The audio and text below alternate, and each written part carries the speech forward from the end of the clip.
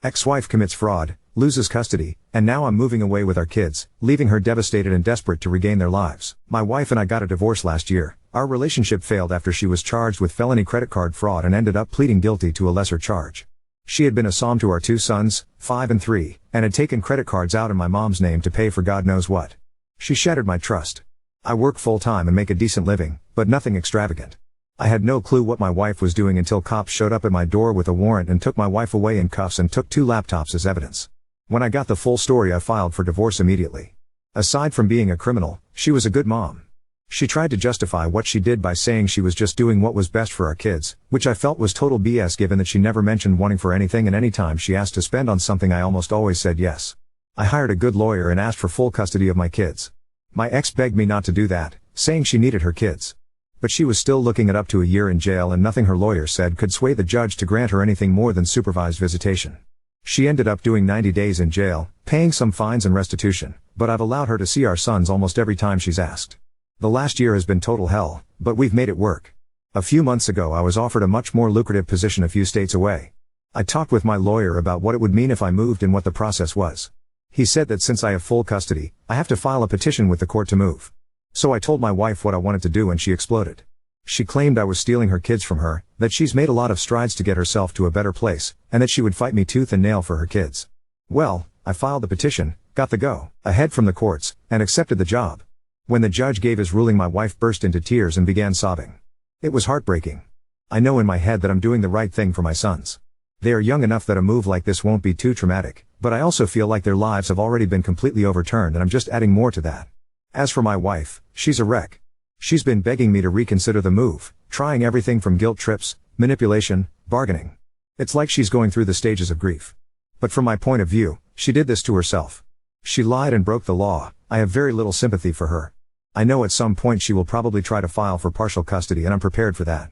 For now, I'm just trying to do what's best for me and my sons. Does that make me an asshole?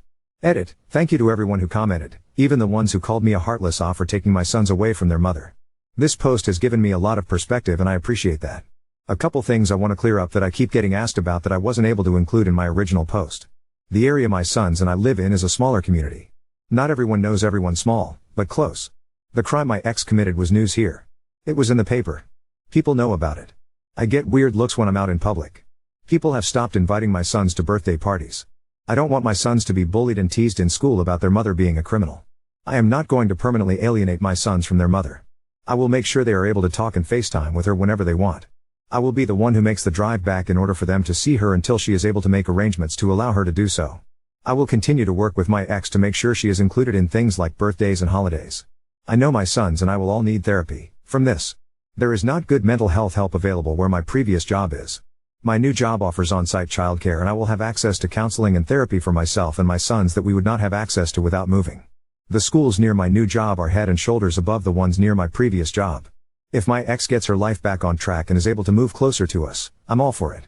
If she does the things she needs to do in order to petition for shared custody, I don't intend on fighting her for that. But until she does that, I will not allow her anything more than the supervised visits ruled by the court. I will also not ask for any of the court-ordered child support. We won't need it. To all the people who screamed but she's their mother. Yes, and she always will be. And I remind my sons daily that their mom loves them very much and that she wishes she can be with them like before. I am angry and resentful of my wife, but I work very, very hard to not let any of those feelings impact my sons and their relationship with their mom. Lots of comments from Oop, so a quick explanation of what the ex did. Oop, she took out multiple credit cards in my mom's name after getting her SSN somehow. Racked up about $30,000 before she got caught. My mom alerted her credit card company when she saw a couple unauthorized credit checks from different credit companies, and then the authorities got involved. I had no clue. She apparently spent most of the money on clothes and toys for the kids, makeup and clothes for herself. But that's a shitload of toys and clothes, so I find it hard to believe. Op says the kids' credit is clean. She didn't just break the law, she broke my trust. She defrauded my own mother of $30,000. My elderly mother who lives on a fixed income. My mom has spent the last year putting her life back together after a person who she loved like her own daughter betrayed her. The amount of people dismissing my ex's actions without thinking of the consequences of what she did is staggering. My ex's crime might not have been violent or abusive, but the wounds are still there and will take time to heal. The whole "but she's their mother" stuff is BS. She'll still get to see our sons, I will make sure she does. But she has a long, uphill climb to earn my trust back.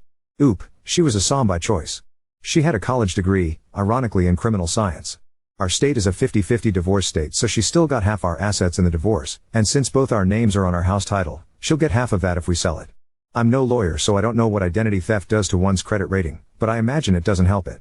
She's not completely destitute. If she is allowed to move closer to us, I will welcome that and continue to work with her so she can be in our sons' lives. Oop, she was obviously very caught off guard. No one saw this coming. She had to go through so much BS to get her credit cleared up, get credit charges nullified, try to rebuild her credit. She wanted the book thrown at my ex and cussed out the prosecutor for offering a plea bargain. How his mother is doing now, barely getting back on her feet. She's on a fixed income, so this really put a strain on her. I will probably have to step in at some point and help her. Yet another reason I want to take the new job and increased pay. Oop, in our state her original charge was felony grand theft. That carries a 15 to 25 year prison sentence. She got a plea deal from the prosecutor that dropped it below felony level, mostly because it was her first offense. Oop, I don't know her full financial situation. I know she's working a couple part-time jobs and has a small 2BR apartment. Whether or not she could move I don't know. She's under probation, so she'd need to apply to move anyway. My new job pays over twice what my previous did. It's a huge opportunity for me to provide a better life for my sons. I don't want to sit around here and wait for my ex to get her shit together. Oop, I do not intend on isolating my sons from their mother or preventing her from seeing them. But I also will not allow anything other than court-approved, supervised visits. FaceTime and all that stuff. I will work with her to make sure she gets to talk with them. But there will be no weekends at mom's place until the court gives the okay. I'm not saying I believe she will try to run away with my kids, but I also never believed she would defraud my mother of $30,000. Oop, she spent the majority of it on makeup and designer clothes. Oop, I haven't put too much thought into that part yet, but I do not intend on completely isolating them from her. If she can figure out a way to see them, I will not prevent that. I imagine holidays will be something we need to figure out as well. But like I said, I do not intend on preventing her from seeing our sons. She's court ordered to pay child support, but so far I haven't seen a dime and I haven't asked. You may need to think of it. If she is on probation, she may not be able to come to you, and frankly, I'm not sure she'll be able to afford to travel to you anyway, as she was a SOM. I'm not saying that you aren't doing what's best for your kids, but I feel like you are just screwing your ex because you're hurt/angry/sad, all totally valid feelings, about the situation. And using your sons in the process. So, I'm going with ESH, except your sons. Oop, I will admit that part of me wants to move so that I can get a fresh start as well. The last year has been total hell for me. I'm trying not to use my kids as pawns here, but I know this job can offer us opportunities that my current job just can't match. Update 1. I did end up taking the new job and moved with my sons. We have been settling into our new lives quite nicely over the last month and things have been going really well. My sons love the new house. They have made friends with some other kids their age in the neighborhood. My job has been going really well and I really couldn't have hoped for things to go better than they have. I got both of my sons into a great therapy program and the three of us have also been doing counseling sessions together. My boys have been adjusting amazingly well and I'm so happy and proud of how they've handled this. We've also made 2 trips back to see their mother since she is still in the process of figuring out what she will be allowed to do in relation to her probation. We've also been doing many video calls a week with her. My sons still don't understand why their mom isn't here with us, but they do seem to grasp that this is going to be their new normal. In comparison with how well myself and my sons are adjusting, my ex is the complete opposite. She is still very angry with me and thinks I'm a complete a-hole. She's frustrated with the process of going through the courts to be allowed to move. She's frustrated that I'm not willing to drive our sons back to see her as often as she'd like. She feels she's being marginalized in their lives and that I am pulling them away from her. When she was complaining about all of this during our last visit, I reminded her that all of those things are consequences of her own actions and she blew up at me by saying I am kicking her when she's already down and I didn't need to take her sons away from her. I told her how well our sons are doing and how happy they are and she should be proud of how strong and resilient they've been. She then started begging me to please move back so that she can be closer because she's not sure the courts will allow her to move and the process is taking too long. I told her that wasn't going to happen, but if there is anything I can do with the court process, that I would be willing to help if I can. I reminded her that I haven't said anything about her not paying the court-ordered child support, but that our boys seem to be in a much better place already and I'm not going to take that away from them. Every time we have a video call with her, as soon as she says goodbye to our son she starts asking me to consider moving back home. I tell her every time that it is not happening. I'm not a robot and I do feel bad to see her so desperate and distraught, but when I look at my sons playing and laughing with their new friends, I know I've done the right thing no matter the cost to my ex. I reminded her that I haven't said anything about her not paying the court-ordered child support. Oop, it's a token amount based on her income. With my higher salary I don't need her help to provide for our kids, but she hasn't made an effort to pay anything yet either. Oop, she already blames me for a lot of things. We'll just add that one to the list. Oop, the effects on my kids have been positive. They are laughing playing with friends again instead of being ostracized by people who punish them because of what their mother did. They are in therapy that we wouldn't have had access to previously. They are in childcare programs that are head and shoulders above what we had access to previously. My priority is my kids, not my ex-wife's feelings. Update 2. I have full custody of my 2 sons that I have with my ex-wife. See my past posts for some backstory on our relationship and why I have full custody. Because I now live a few states away from where my wife lives, I always knew that this holiday season was going to be difficult. For Thanksgiving this year I made the drive back to my wife's place so that she could spend the holiday with our sons. During this visit, I talked with her about plans for Christmas and told her that due to potential winter weather and the pandemic, I would prefer not to drive the kids to her again for Christmas. She did not like this and blew up on me about how I was isolating her from the kids. This was after I just drove hundreds of miles so that we could spend Thanksgiving together. I told her this was not up for debate and that we and plan for something in the spring once the weather warms up and the pandemic hopefully calms down a bit. I did however make sure to do a FaceTime call with her and the kids on Christmas Eve and told her that I would do the same thing on Christmas morning so that she could still see the kids open gifts that she sent to them. But when I went to call her on Christmas morning, she didn't answer. I tried back a couple of times but she didn't answer and the last time it went straight to voicemail. Then, around dinner time, the doorbell rang. It was my ex. Of course, the boys were excited to see her, but I had a serious WTF moment. For a second, I actually thought about not even letting her in the house. But my sons were so excited to show her all their new toys that I couldn't do it. After things calmed down a bit, I asked her what the hell she was doing.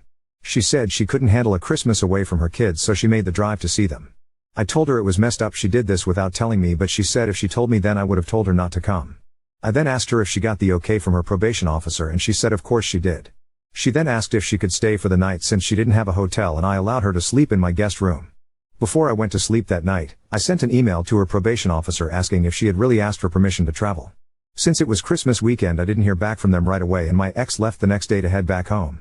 That Monday, I got an email from the probation officer thanking me for reaching out to them and asking for a little more information which I provided. A couple days later I get a call from my ex and she's screaming at me and calling me an asshole for contacting her probation officer.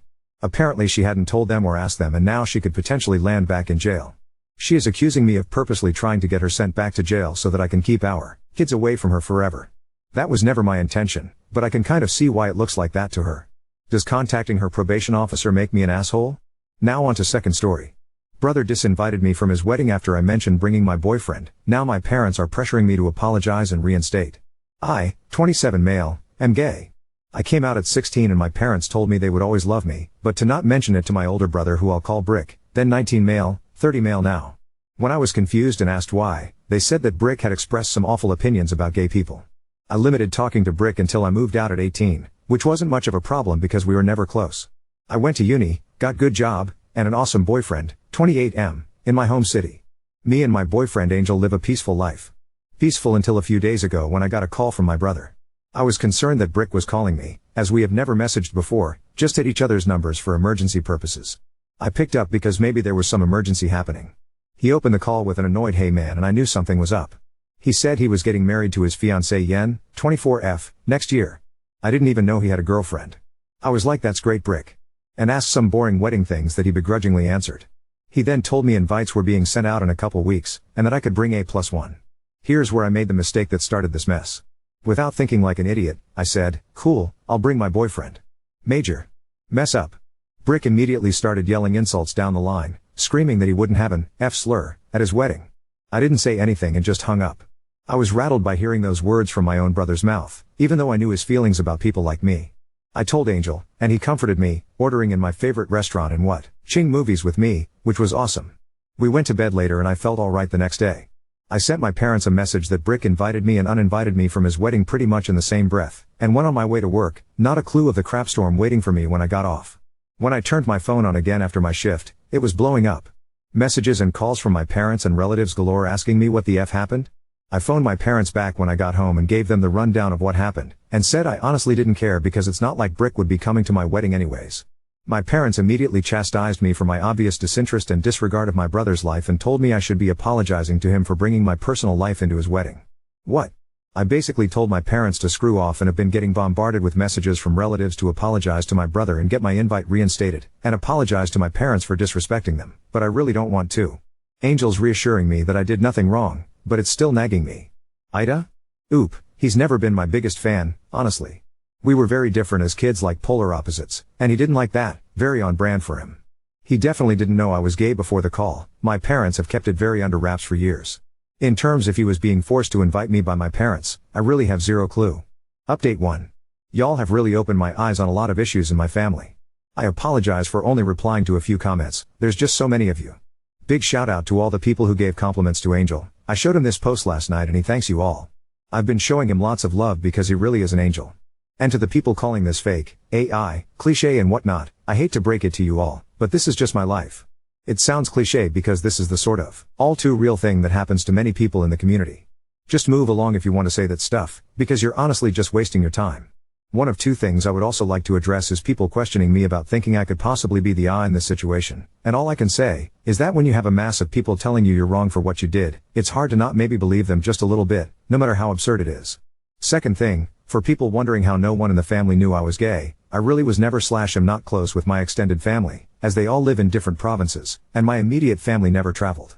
We really just send each other holiday and birthday messages, and have brief conversations whenever those are sent, and I just never had the urge to come out to them. Anyways, onto the update. I decided I didn't want to let this sit for any longer. I took a day off work, and I added my parents, Brick, and all the family that messaged / called me into one big group chat, per one advice I saw here. I laid out everything that went down to them, in case they were told a different story by my parents and brother. I told them that I was going NC with my parents and Brick no matter what, and if they didn't apologize and realize what they did wrong, or I cut them off too. I turned my phone off and continued on without it for the rest of the day. Once I turned my phone on again, I had lots of messages from them. My parents were outraged, and Brick said nothing. Some of my extended family apologized and told me that my parents just told them I was mean to Brick about some of his wedding plan choices which got me uninvited. Still trying to wrap my head around how stupid that is. Seriously think my parents might be Neanderthals. Anyways, the real story made others even more angry and more insistent that I apologize, and they were promptly blocked. I didn't answer any of my parents' texts / calls and be locked. I feel like I have a weight off my shoulders. I'm not concerned about my parents showing up at our apartment, as they moved away from my city last year.